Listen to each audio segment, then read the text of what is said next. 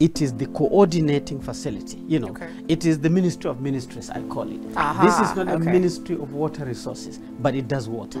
This is not a Ministry of Health, but it does health.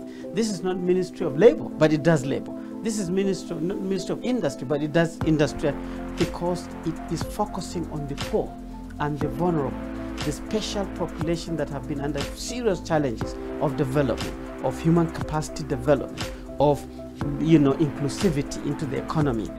This ministry goes down to the bottom of the pyramid and works very hard, while the other ministries are now trying to stabilize and take advantage of whoever is lifted out of poverty, and they can fly through.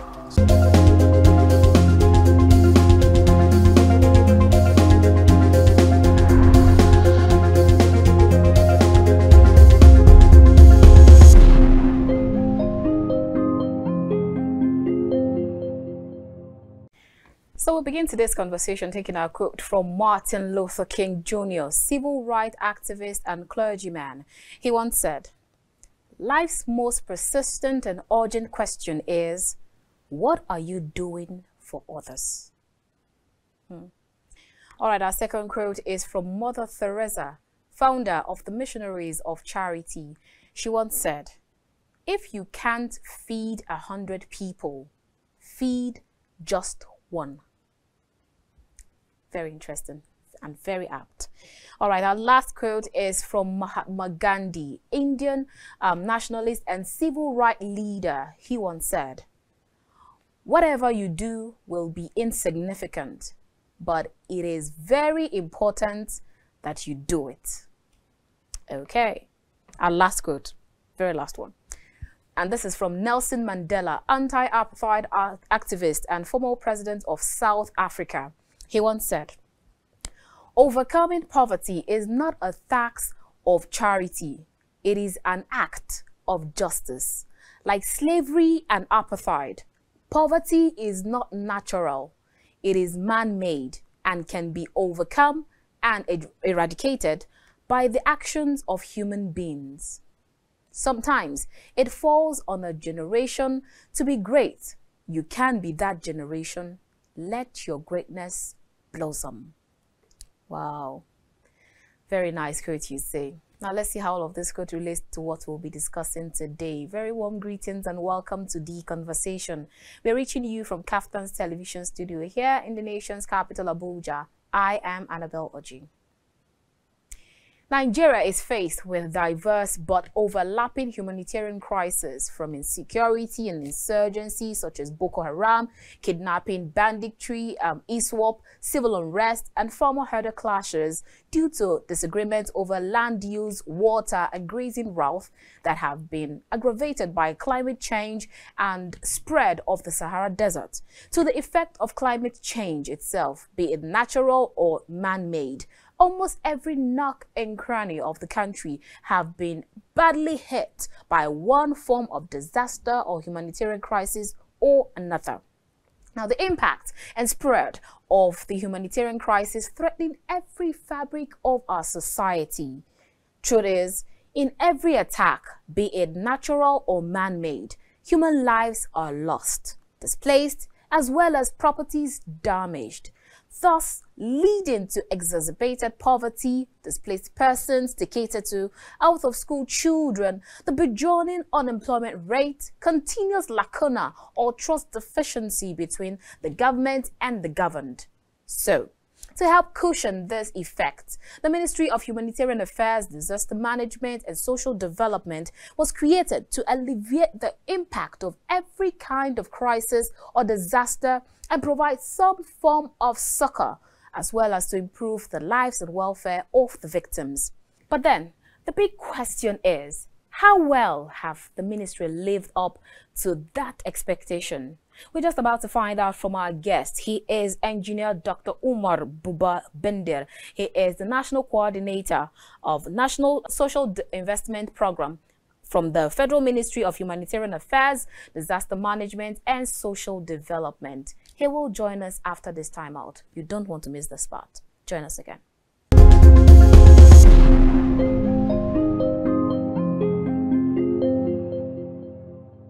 Welcome back. If you just joined us, this is The Conversation. We are reaching you from Kaftan's television studio here in the nation's capital, Abuja. If you just joined us, you're right on time for the interview. Our guest on the show today is Engineer Dr. Umar Buba Bindir. He is the National Coordinator, National Social Investment Program at the Federal Ministry of Humanitarian Affairs, Disaster Management and Social Development. Glad to have you on the show, sir. Thank you very much. It's a pleasure. All right, then. So now let's start by understanding the main reason for establishing the Ministry of Humanitarian Affairs, Disaster Management and Social Development, because it seems like a lot of people mistake or don't understand the objective of your ministry. So for the benefit of such people, give us a brief background of the ministry, its objectives and the mission statement. Well, you see, our country is a great country, but it has always been a developing country. And the definition of a developing country, literally, is hinged on the level of poverty you have. All developing countries have challenges with poverty. And poverty is not good. Poverty is a measure on the number of people you have who are not happy, who are not drinking good water, who are not eating well, who are not dwelling in good shelter, whose children doesn't go to school effectively, and so on and so forth. It's a very, very long equation. And this great country is yearning to develop, is yearning to overcome poverty challenges, right? But it has always been very, very difficult. And if people were to remember, even during the military era, our leaders have always worked very hard. I mean, if you could remember, under the Abacha regime, there was a family economic advancement program on all these family support programs. Those were very, very carefully designed to actually tackle poverty. Even during the Babangida era, you remember of DIFRI and MAMSA and NDE and People's Bank, all were designed to kill poverty. And then as you drift further, even as you come to the Obasanjo regime, there was NAPEP that was also geared to solving poverty. Until you come to the Yaradua, may God be with him, and President Jonathan, you had SURE-P, also poverty. Now, how come that we have not been able to overcome this? One of the reasons is that in our country, we're not very good in actually connecting the islands, connecting the dots to make a big blob. We're not very good in working together to be efficient, to utilize capacity and capability well, to utilize our resources effectively. So we're not very good in coordinating ourselves to think in a straight line. So this present administration looked at all these myriad of programs, right? And then their history. Immediately the administration goes, it'll die. You start all over again. And poverty is still, gaining momentum and getting fat. So the president said, well, it's not that institutions that are not there. We have institutions. We have the NEMA that was looking at, disastrous things that happen to people. They run there, they give people blankets, give them food, and so on and so forth. The institution was there, right? Then you have the disability institutions looking at people with challenges, disability. They are there. We even have institutions to do with the elderly. They are there. We have institutions to do with trafficking of persons. They are there. So all these institutions are scattered all over the place. Some are under the presidency. Others are actually in other ministries. The president creatively and innovatively said, look, if we have to tackle this poverty, and you can see what it is doing to us, this level of poverty that has reached a level whereby between 80 to 100 million of our citizens are dwelling into this. This is why we're having insurgency. People just don't think. They can kill people, they can shoot people. This is why we're having kidnappings. They can just go on the road and steal people and do everything.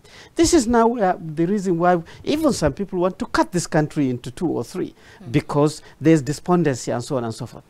Unless we are serious, unless we put our house in order, it will be very, very difficult to solve this. And that was the genesis of forming this great ministry. Okay. In August 2019, that was the debut. So President mopped up all these institutions, the SDGs, the disability, the trafficking, and the NEMA and everything, clustered them into one to say, work together and ensure that you coagulate your efforts, your designs, your capacity, your capability, your resources to kill this poverty once and for all. And that is how the ministry actually got evolved as the core ministry of poverty alleviation. And you know, the good thing about ministries is that it's difficult to kill ministries instantly like that. Agencies, you can knock it off, can change the law, whatever. But ministries, you have to think again, and so on and so forth. So as part of the sustainability of the efforts to fight poverty, the ministry actually emerged in So August. the ministry is actually like housing all of these agencies and departments that you mentioned. Literally, it is the coordinating facility. You know, it is the Ministry of Ministries, I call it. This is not a Ministry of Water Resources, but it does water.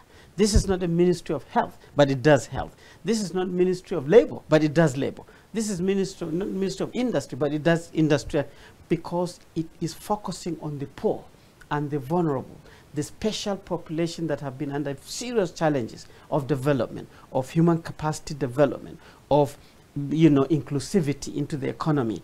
This ministry goes down to the bottom of the pyramid and works very hard, while the other ministries are now trying to stabilize and take advantage of whoever is lifted out of poverty, and they can fly through. So it is literally the Ministry of Ministries by my definition. All right, then we'll definitely take some of these challenges that are bedeviling the country. But before we go then, now you talked about the ministry has actually been able to connect the dots to dot the I's and cross the T's. Now, how well will you actually say that, looking at all that you have done since inception, how well will you say that your organization has done with regards to delivering on all of the deliverables to Nigerians before we begin to touch on the objectives? How well have you touched on those people that are really affected down to the grassroots? I think, you know, scientifically, it is when you assess the impact of an activity that you can actually measure. And in this development work, in the human capital system and the development work, normally it takes between 3 to 4 years before you settle down and you get your own, you know, evidence-based policies and programs and your staffing, your whatever. Now, this ministry came in 2019, so it is just about the right time to measure, and your question is so valid at this point in time. I can honestly tell you that the coagulation of these institutions within the same ministry, managed by the major chief executive, Her Excellency the Honorable Minister, Mrs. Sadia Umar Farouk, with very fantastic permanent secretaries since inception, who are very well focused and humanitarian in nature. We have been able to first bring to the table a focused approach, a well-coordinated approach. NEMA is talking to the Disability Commission when it comes to their relevant overlaps. The Disability Commission is talking to the trafficking people when it comes to their overlapping. So all the overlapping things is getting clearer. SDGs is measuring the impacts, and that coordination is one of the biggest assets that has been developed by establishing the ministry, and is working. 2, now the deployment of technology at the very highest level. Every institution, as you heard, is deploying technology, I mean by digital technology, to ensure that whatever you do, the data is kept digital, this regurgitated digitally, is analyzed digitally. Therefore, the institutional memory of this overlap is actually fantastic. So as we speak, if you now want to know when was a flood, how many people has it affected, where have we been able to reach those affected, what have we done, at a punch of a button you can actually reach that data. Before, you have to talk to different institutions to actually know what you are doing, and in the course of doing that you get confused. It is working. 3, you have the core poverty alleviation program of government, which is the National Social Investment Program. In addition to all these specific identified institutions, you have now a generic social investment, meaning government is investing resources on a program to do things that you are now asking. What is the level of impact? How many people have been affected? Who are you partnering with to do this job? And so on and so forth. That again, when we reel out the implementation of the social investment program, you start seeing numbers. How many young people can we estimate to be unemployed? How many are we actually gingering to be employed? How many are they employing themselves and employing others? How many women in the communities who have skills that never had access to credit are now having credit? How many young people are now operating the POSs, expanding the bankability of Nigerian poor to every nook and cranny of Nigerian? How many, so these numbers are the numbers that now can tell you it's working or it's not working. And I'm happy to report to you, I'm a lecturer in the university. I can lecture you for a week on this, but it is working. So you say it is working? Yes. For you, you are telling Nigerians that all of your social development programs are working? Well, the thing is, it's very simple. Let me just narrow it to the social investment program. I mean, okay. All the institutions that I've reeled out, they have a state visibility. The National Social Investment Program has an office in every single state. But the beauty is that the federal does not go to the state to implement. It is the state that appoints the focal person, that now gets the staff within their civil service to form the core office, and all the design from the federal goes to the state and implemented. No state can actually say that it is not happening in our state. It is very fair. The same thing with NEMA. NEMA, there is a SEMA, State Emergency Management Agency, in every state. And the NEMA operates to these SEMAs. And therefore, it's not NEMA that is going there to implement things. So every state is. The same thing with disability. The Disability Commission has disability pockets in every state. And that coordination comes here, and whatever it is implemented. That is the SDGs. The SDGs have an office in every state. And therefore, that is how it works. And the workability or the visibility of these well-coordinated programs is natural. Unless if you don't want to know, or you are just being cynical and funny. NSIP, the disability, NEMA, SDGs, or the whole ministry is actually functional. And they also have NAPTIP. Yes, NAPTIP. That is, that is the trafficking the agency, and that is all working. All right then. So now we have seen humongous distressing pictures on and offline, especially from the northeast and from the northwest, of people displaced by conflicts, abruptly removed or displaced from their comfort zones and from their comfort lives. But then would like you to paint a picture of how exactly these things are, speaking from your official lens. What is the level of humanitarian disaster that we have or we are battling at the moment across the country? Well, there are many sources for actually generating distressed people. First, every rainy season, and it does not pick anywhere. You can see it happening in the southwest, happening in the southeast, happening in the north, happening in the center. Flooding is everywhere, and flooding does not have really a very clear notice. The way flooding is, for example, in the northeast, when the dam in Cameroon is overflowing, if the Cameroonians don't open that dam, the dam will collapse. And then they open it, and it floods everywhere. That flooding takes villages, it kills animals, it kills people, it overwhelms agricultural land and all the crops, and therefore you end up with people having no houses, no food to eat, and actually being very, very sad because they've lost property and probably relations. These people are Nigerians too. And instantly, you have to look after them. That is a disaster, and then the humanitarian effect has to show up. Same thing with insurgency. We all hear some insurgents can just enter a community, kill people, destroy places, burn down houses, and so on and so forth, leaving distressed women and children under a tree.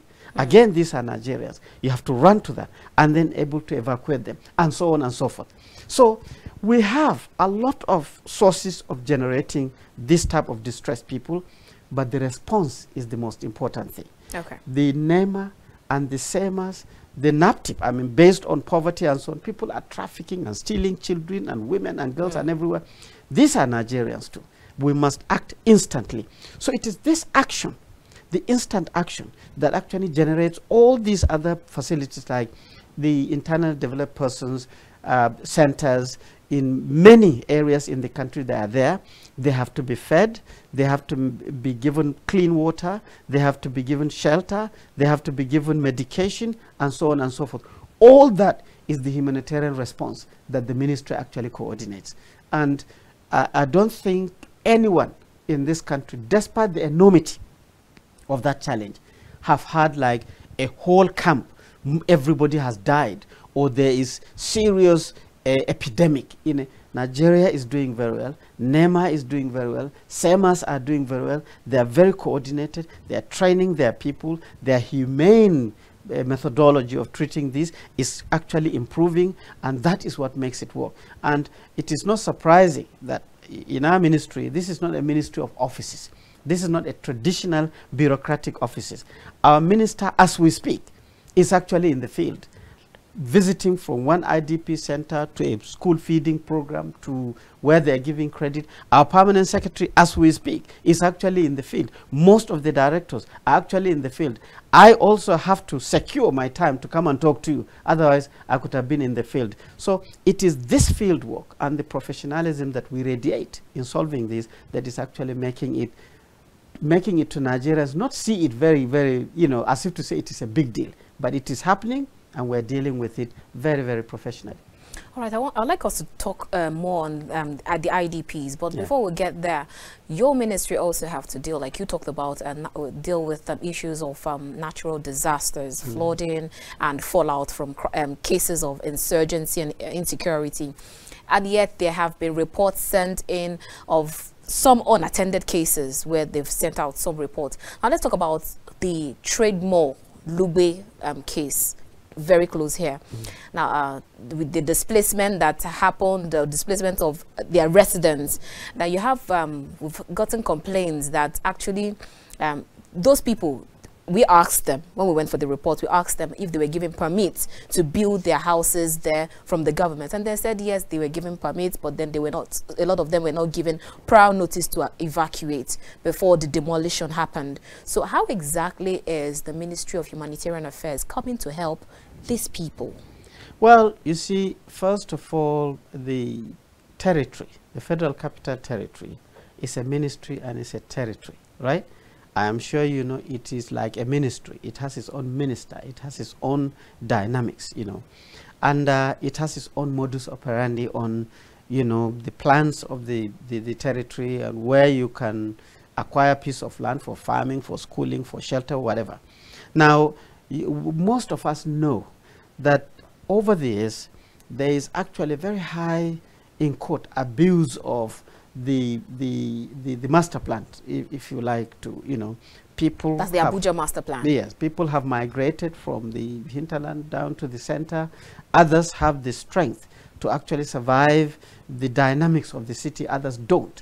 Now, the city has its own methodology, right, of actually dealing with that. It has absolutely nothing to do with our ministry. However, when people are affected, whether it is based on demolition or moving people or something that leads to distresses on people, our ministry comes to that. Okay.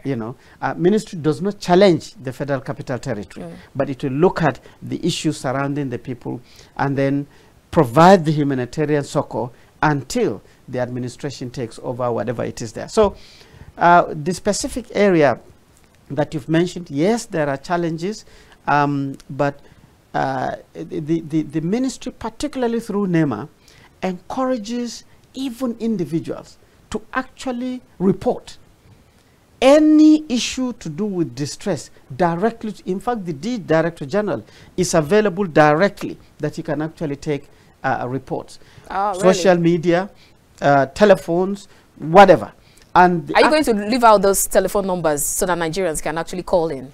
Well, yes. By the time we finish, we'll definitely allow you. We will get you the numbers, and then you'll, So anywhere there's distress, you will find NEMA crawling to that place and trying to find what best you can do at the time. So the ministry has done its best when it comes to the challenges. But when somebody is distressed, even what you're trying to do, sometimes if it is not adequate, you can have sparking issues here and there. But what it is done to the best of ability and capacity of NEMA And if it is something that affects the care of NAPTIP, NAPTIP will be there. The Director General, also the Commissioner, is very, very readily available. Refugee Commission, if it is to do with refugees, they are instant. Even what happened in Ukraine and so on and so forth, instantly our ministry are there evacuating Nigerians back. So anywhere you have these distresses, internally or externally, the ministry, based on information available, reacts instantly. And the idea is not to go and add distress, but to provide succor, to help people to stabilize before the normal life actually takes over. So was the ministry able to help these people, especially those Ligwe people? Because we've got to so many reports. Were they able to help them to at least alleviate and give them some kind of succor from all of the challenges they're going through? NEMA and the FCT SEMA were there. They have provided succor in terms of food, medication, talking to people, providing beddings where they are available, tenting people, literally starting the initial stage of creating an internally displaced person center, although there is a procedure for setting up an IDP center. Otherwise, there will be IDP centers all over the place, and it will be very difficult to manage. So the NEMA and the Emergency Management Agency in the FCT and all their partners have actually done their best to actually go to this community to provide succor and help. All right, then now let's talk about the IDPs, that's the internally displaced persons. Yeah. There are reports of over 1.8 million displaced persons in the northeastern part of the country alone. So what is the ministry doing to alleviate the level of poverty in that sector? Because I had the opportunity to visit some of these IDP centers or camps in Abuja, severally, and the ambience that actually greeted us was not really a palatable one to reckon with. In fact, the administrators were even complaining of being abandoned by the government unless some private individuals or institutions come to their rescue. So what is your ministry doing in that regard? Well, all IDPs, all internally development centers are not nice centers because you are internally displaced anyway. You are not in your house. You know, you don't have the traditional comfort.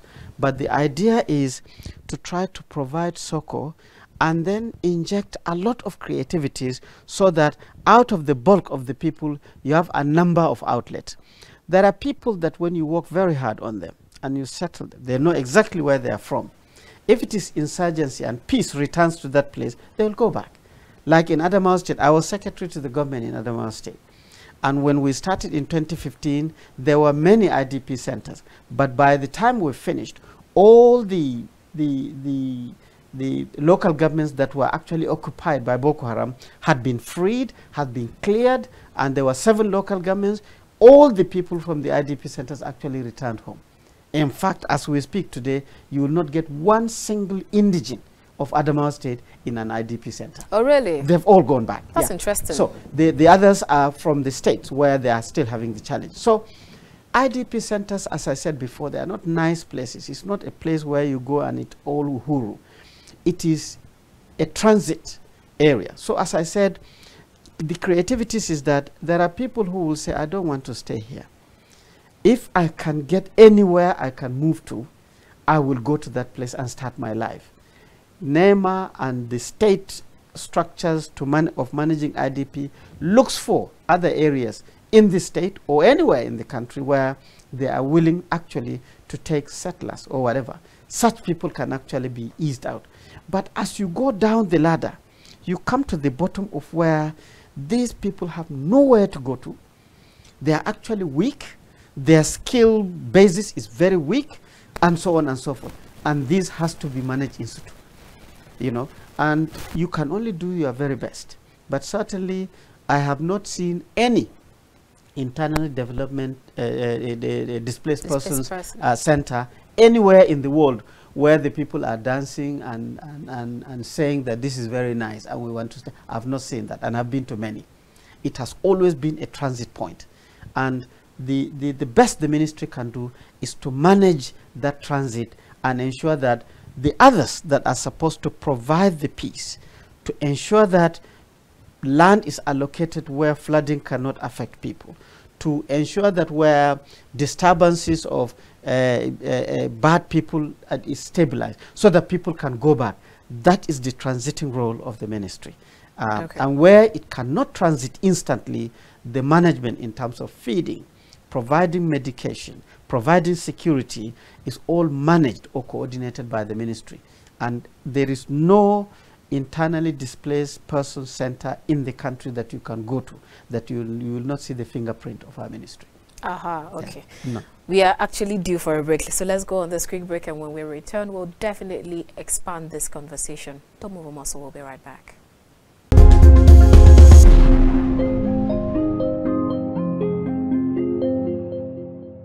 Aside all of that, giving them shirts and then beddings and food, what other things do you do for them to help them to fend for themselves by themselves? Yeah. First is the stability that this human being has something to eat. Second, this human being has an opportunity for sanitation services.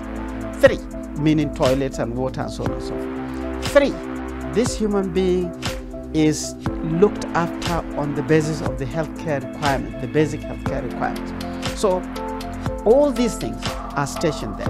NEMA, for example, ensures that there is at least 2 or 3 square meals for each IDP in all the IDPs that they are at. Every day? Every day. Oh. They are moving food, whether it is maize or rice or fish or beans. I mean, there are places where you go to, you probably, if you are not careful, you will move in because you will see rice and beans and probably fish. But this looks like some IDPs in some secluded areas, because the ones I've visited, they've actually complained of not even getting food, water. As long as an IDP center is you have to register. You cannot just pop an IDP center in the airline and start getting services. I mean, you don't have the energy of reaching out to every naturally evolving IDP.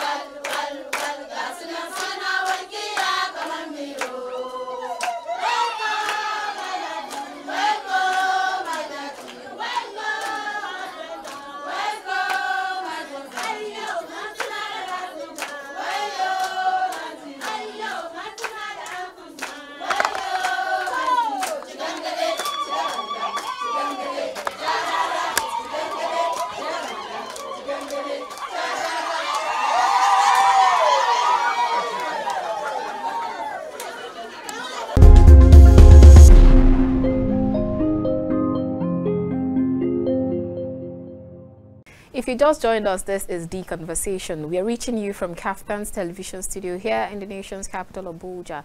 Now, we've been talking about Nigeria's humanitarian challenges and with our guest on the show today.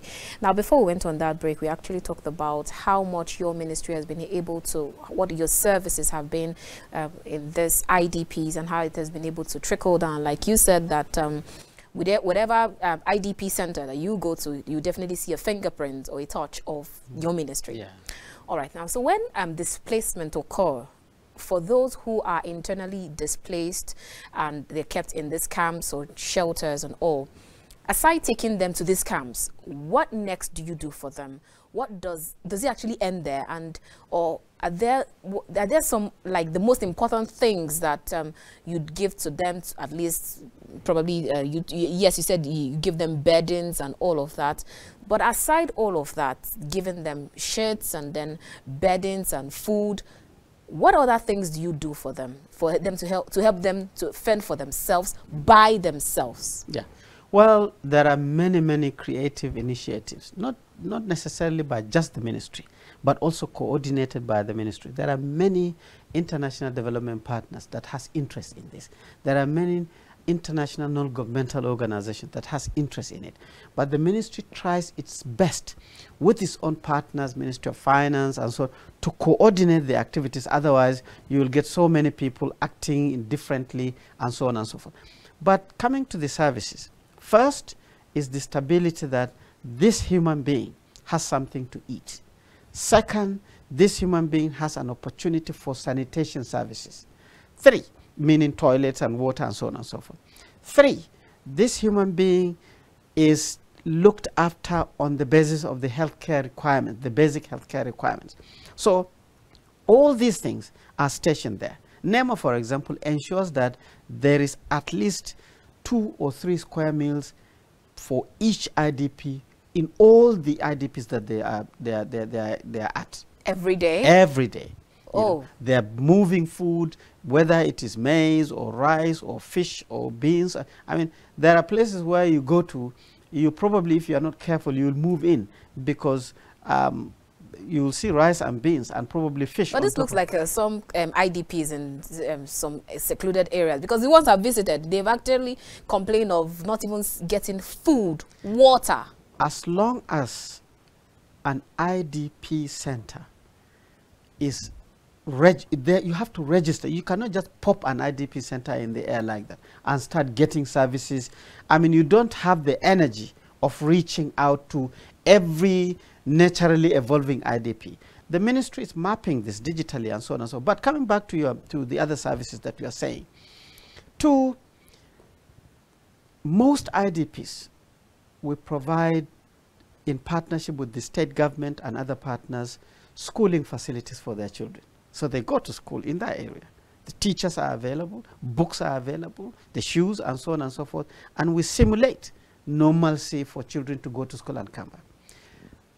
3, there are even strategies to deliver grants to the women who have some survival skills. Survival skills meaning every woman possibly in Africa knows how to make dudu oshun or smoke fish or whatever.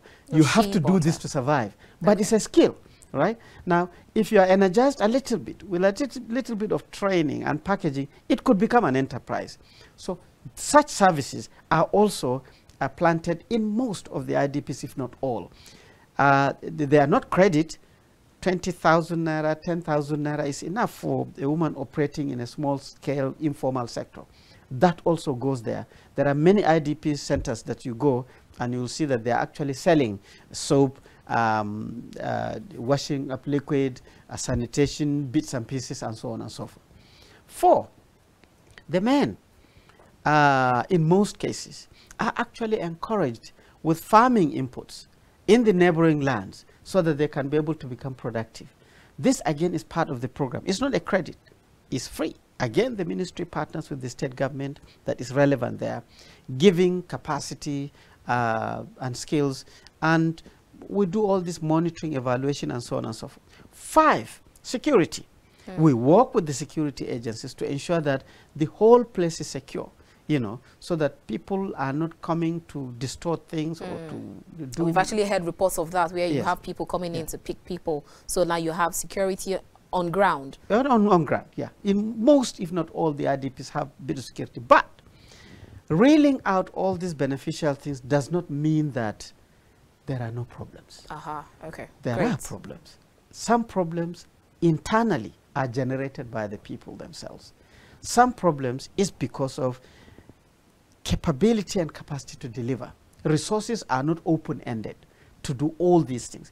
If you want to give every single IDP a mattress, for example, you may be short. If there are 100 here, you may come back with 50 or 60. Somehow you have to learn to manage and share. Some people don't want to manage and share. They can have an approach. There are IDP centers where they are very well organized. They have chairman, secretary, treasurer, and so on and so forth. And they can really cause a union riot on you.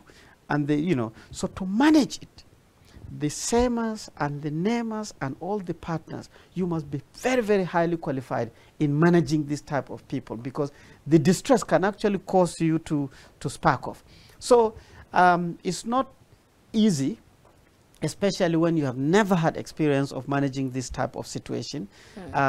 So those who are managing the situations too have to be motivated. Otherwise, you are going to have two crises: the ones that are being managed and the managers themselves. Some people, maybe their salaries are not paid on time, or the allowances that they are expected to get to do the work is not on time, or the consignment that they are supposed to actually deliver to the people are late, or naturally, we Africans, we like rushing on things. We don't like queuing up. We think the things will finish before it reaches our level. Therefore, if you have 100 bags of rice and you have 1,000 people, chances are that you will have everybody rushing on the rice and breaking everything. That also happens. So it is, sometimes it's a give and take. You need the management within the place to manage the people. They stay with them day and night. And for you, when you come from time to time with these goodies or the palliatives, it will work. In some IDPs, it is beautiful. Everything is working perfectly. We have the registers, we have everybody, their ages, where they are coming from, and so on, and how many children you have, and so on and so forth. In some, it's very, very chaotic, and you have to manage. So there's a mixture of that. So it's not just smoothly, as I'm putting it. There are definitely now since you talked about the challenges, and one of the challenges that we keep hearing all the time is stealing of these palliatives. Like, people bring in palliatives to help these people, and then sometimes you hear that the managers or the management of this palliative or the office administrators, they don't ensure that it trickles down to the people that they brought it for, because it's been stolen or sold or something. What are your thoughts? How are you able to solve that quagmire? Well, that is just a management challenge. It is happening, but it is getting less and less and less, because the more you are organized, you can identify the people and the number of things that are going there, and you have your monitor and evaluation team, and you're following this with very, very close supervision, it will work. But I mean, it's not just this particular problem, it's not just IDPs. You recall, there are programs, agriculture programs, you give people fertilizer, they sell the fertilizer. You give them pumps, they sell pumps. You give them toolkit. There are, even in NSIP now, we train some young people in plumbing, in electrics, in automobile repairs, and you think, if I now give you as an automobile repair a toolbox full of spanners and testing kits and so on and so forth, you will move to under a shed somewhere in a tree and then start repairing cars. No, some young people think, oh, why should I sit and wait for somebody to come? I repair his car and I get only 500 naira or 1,000 naira. I think if I sell this toolbox, I will get 5,000 naira or 10,000 naira or 20,000 naira, and don't mind government, I will try again.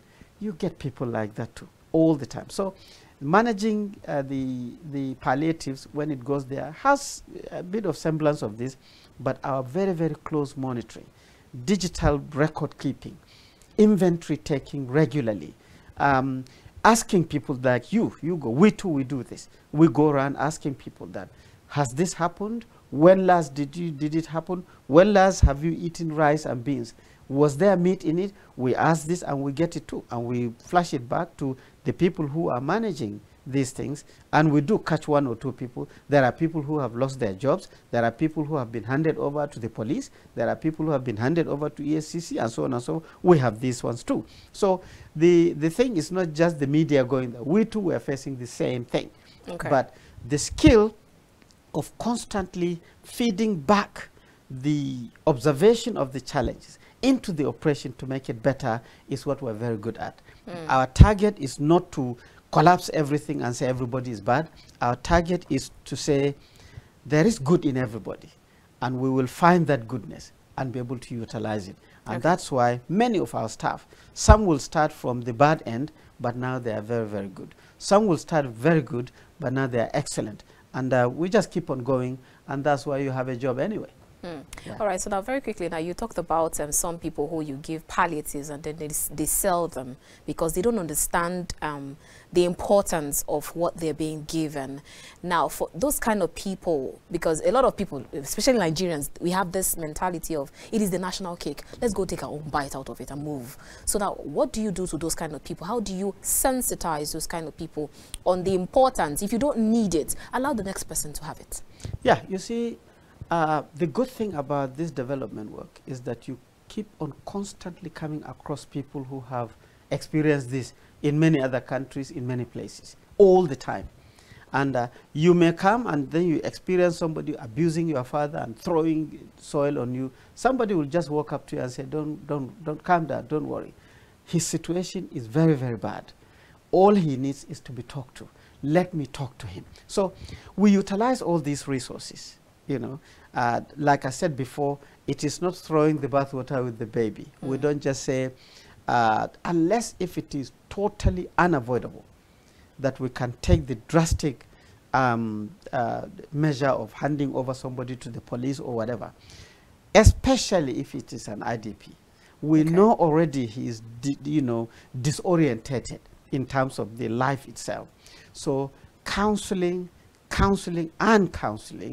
is the order of the day.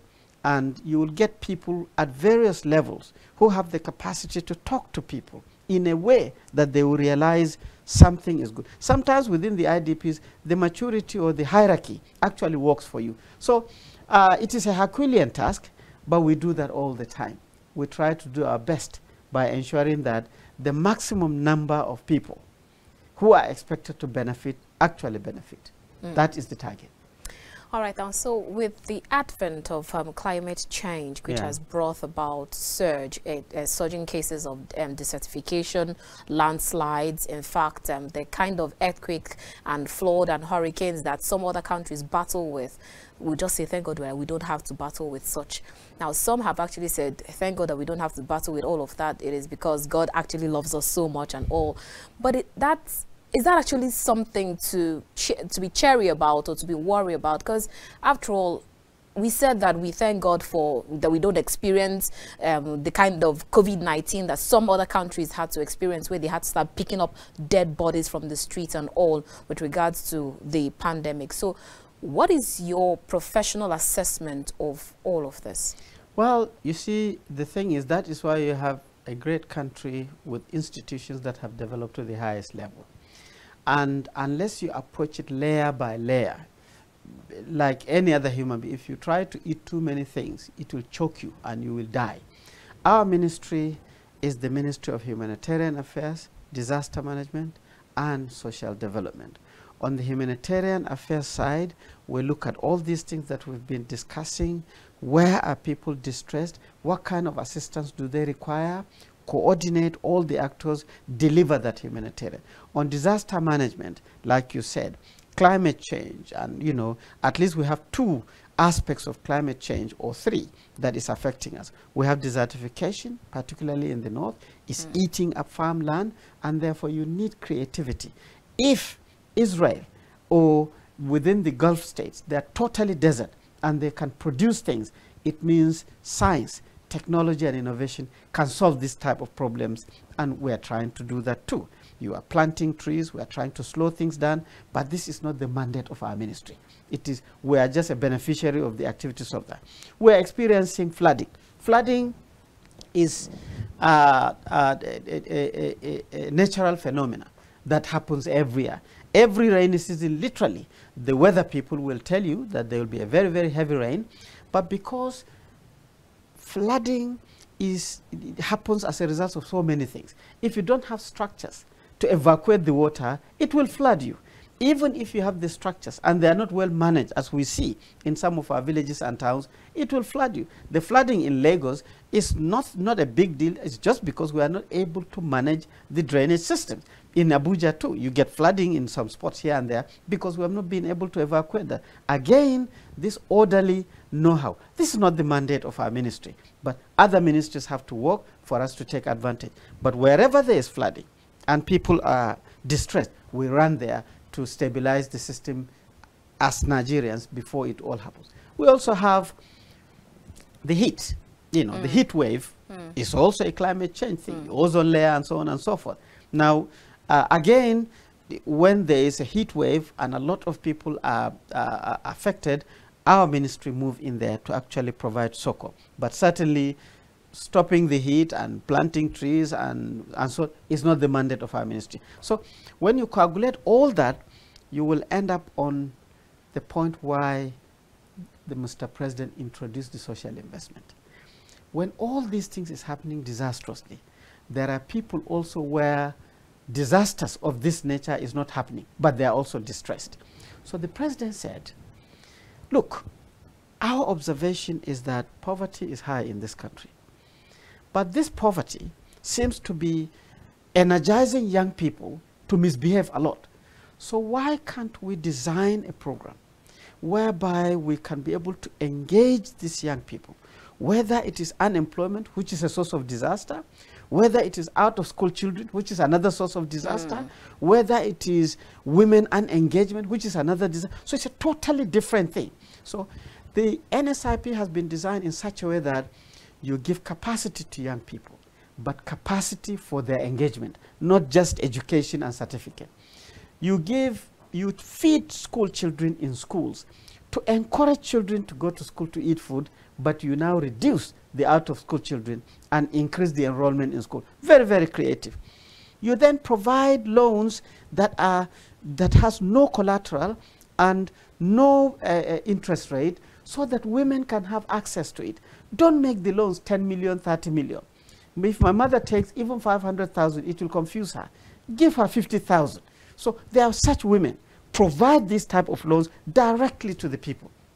That again, we are seeing women in the market selling bitter leaf, selling goat head and goat legs and so on and so forth. They are now moving into business. That's the TraderMoni, the MarketMoni market, and so on and so forth. Okay. Then even when Mr. President said there are just people, not because they are IDPs or whatever, they're just vulnerable and poor. Look after them too. So you can go to communities, you see a house, the father has died, the widow is very weak, has never been to school, and she's just surviving. She has grandchildren that are out of school. President said, identify those houses. Give them 5,000 naira every month, so that maybe something will happen and they will spark up. That is our conditional cash transfer. And it is not just randomly.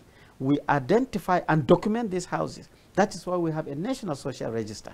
Today, we have a database on, if you tell me your village, I will call my boys and they will tell you how many houses have been identified in that village as the poor and vulnerable that have been identified that require this 5,000. But a lot of houses in my village should have been identified, but I've not heard anybody telling me that the ministry has come to their aid to give them even if that's 5,000. Maybe you are in your village last year. Go this year and find out.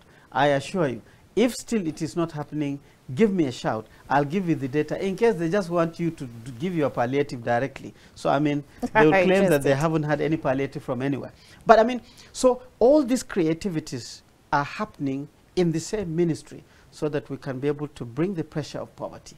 And as far as I'm concerned, assessing it, not because I'm an internal person within the ministry, I think the stakeholders are working very hard. We're partnering with anybody who is partnerable. You know, we're working with most of, or if not the all MDS that are relevant to our mandate, and we're trying to engender this very strong approach in tackling poverty. And I can tell you, this approach has been acclaimed continentally. Some of the international donor partners that have worked in Zambia, worked in Kenya, worked in Ghana, are actually looking at the humanitarian cluster under President Buhari to say that, oh, this is the very best approach we have seen, and we want to partner with you. The list of partnership tells you that you are actually doing the right thing. So, okay, so aside the list of partnership, we'll start with where you just landed, and then you talked about the stakeholders they're doing their bits and all. Now, also, the ministry and the Minister of Humanitarian Affairs, through like you've been talking about, the National Social and Investment Program, of which I'm aware that is the largest social investment program in the whole of sub-Saharan Africa, now is equally in charge of meeting and implementing the federal government's poverty targets of lifting 100 million people out of poverty and destitution by 2030. Yeah. So we are already in 2022. We're going towards 2030 very soon. And then less than 8 years from now, we should be in 2030. So how is that going? How feasible, how viable, realistic is that vision? How many Nigerians, if you have to put a picture a number to it, how many Nigerians would you tell Nigerians that you have lifted out of poverty? Well, you see, this is a very interesting question. We get asked of this question all the time, especially when you align it to Mr. President's policy or target of lifting 100 million out of poverty. You see, it's literal, it's English. Somebody is sitting in poverty and you want to lift him out of that poverty. Or maybe he's inside the hole of poverty and you want to lift him out of poverty. The ideal thing is either you give him a hand, or if he's inside, you put a ladder and then encourage him to be strong enough to climb out. Now, all these programs, the social safety net, the social investment, are all programs to actually lift these people. And don't forget, this is not just the responsibility of the federal government. State governments too have got activities to lift people. Local governments too have got activities to lift people. You as an individual too is actually giving a helping hand. So our own responsibility is to mop up all this data and demonstrate to Mr. President that, sir, your own policy is working. Let me start with the social investment program of the federal government first. When the social investment program is made up of 4 major prongs, right? The first one is the NPower that everybody knows. NPower is literally a brand to empower young people to actually get up and go. Young people too are also in poverty and they are affected more, and we see the effect. All the clips you get of people kidnapping people are actually young people doing that. All those clicking AK-47s and killing people and so on, when you check all the clips, they are between 15 to 20 to 25 years. So the president said, there's something wrong with young people. Empower them and give them hope so that they can get out of this poverty effect, so that they can be able to run. In 2016, when we started, we did not start by printing forms and handing over to senators or members of House or ministers to go and share in their villages. That is why you didn't get any forms. Our deployment is technological. We opened a portal and we just announced and blasted the whole country that if you are a young person and you can actually use keyboards on your phone, on your computer, or in a cyber cafe, go and register. This is the portal address. And we just did like that. In 2016, you cannot believe it, we had 800,000 people who actually went to the portal to actually register. Now, but people never took it seriously. This government, they just want to. So we screened the data. Some of the data, you'll just see Adamu. He has no surname, he has no town, he has no ward, nothing. Or he will put Adamu Ahmed, but qualification, he will put BA. There's no BA history, so you don't know. Okay, so before you go ahead with that, sorry to cut in there, how much do you now partner with the media, with the NOA, to sensitize these people on how important this is to them? Of course, this is, you just hit the nail on the head, particularly when you mention NOA. We are partnering with all the relevant government agencies that can help us work. NOA to do with the orientation, all their comos down to the wards are actually having all the information that is required on the NSIP, telling people that come out, you need to be lifted out of poverty, see the opportunity, get on with it. We're using NYC. Although their turnover is yearly, but every year there's NYC everywhere. We're using them everywhere. We have the Bureau of Statistics. They are present in every state to do with statistics and studying all this impact assessment you're talking about. They are there with us. So we're using all these government facilities. But coming back to the process and the numbers, 800,000, we extracted 200,000, and that was our batch A in 2016. Now, the process of lifting somebody out of poverty is, if he doesn't have skills, and you give him skills, and then he doesn't have a penny or two, and you give him some money in his pocket, the assumption is that you've lifted him up a little bit. His process to run or to walk, or he may decide to sit again, that is now another thing. But we have fulfilled Mr. President's actually idea of lifting. So of this 200,000, 60,000 were the non-graduate component. People that we train building, automobile training, and we close you for 3 months in a place. Immediately after they graduate, we give them a kit that they can establish their business. But we don't just allow them to run. We take them for 6 months under an apprenticeship. We have all our partners, all these mechanics, all these builders, and so on and so forth. And I'm telling you, of these 60,000, 49,000 actually established their businesses. And there's nobody who is repairing a car just by himself. He has hired his brother or his cousin who now have also been lifted out of poverty because now they have an income. So of that 200,000 in 2016, we can beat our chest and say between 160 or so thousand young people have actually directly found their feet. There's a number there. But when we go back, we are now in the field studying, you have benefited directly, how many people are now actually working with you? The multiplier effect is around maybe 300% or so. In 2017, when we opened the portal, we got 2.5 million people registered. We extracted 300,000 out of that and engaged them again. Same result. In 2020, when we opened the portal, we got 6 million people who registered on the portal. And out of that, Mr. President said, hey, don't do this 200, 300, carry 1 million. And as we speak, we have 1 million people busy. So on NPower alone, you can beat your chest and claim that you have at least lifted 1 to 1.2 million people directly. That is sure. Even though we still have like over 33% unemployment that is rate. Next is the school feeding program. As we speak, it is only Bielsa that is not actually feeding, and it is not the federal government problem. It is the Bielsa government because there's partnership. But they themselves, they are ready now. We're feeding between 9 to 10 million children in all these public primary schools around Nigeria. But it is not just feeding the children. The children have actually left their houses. We have seen enrollments increasing, meaning poor children are now having access to school. Again, another lifting of poverty. But that is not all. The food has to be prepared by the local women in the community. Before they were in poverty, now they are cooks. They know how to cook egusi today, tomorrow rice, the next day is fried yam, and so on and so forth. They have been empowered, they are getting an income. Again, approximately, we can give you a number, around 100 to 150,000 women. Our time is fast spent, so now very quickly, even as we begin to round up, how about the, we are aware that you also have the older or the senior citizens that was created recently. Yeah. So very quickly, what do you do for those people also?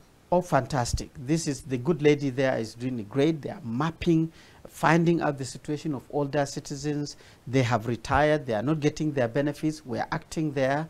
All these palliatives of lifting people out of poverty, senior citizens have got a component. She's designing so many things. We are even innovatively coming up with possibly a badge or an ID card that senior citizens can actually enter certain places free or use public transport free, and so on and so forth. All these ideas that other countries are implementing, we are borrowing some of these ideas, creating more ideas in our ministry, and senior citizens, some of us, will be laughing. Even if you don't have much, you don't have to be an IDP. Senior Citizen Center will look after you and just make sure that you get as much information as possible on this great ministry's activities. And I'm sure you will find space for yourself, your children, your wives, your community, and so on and so forth.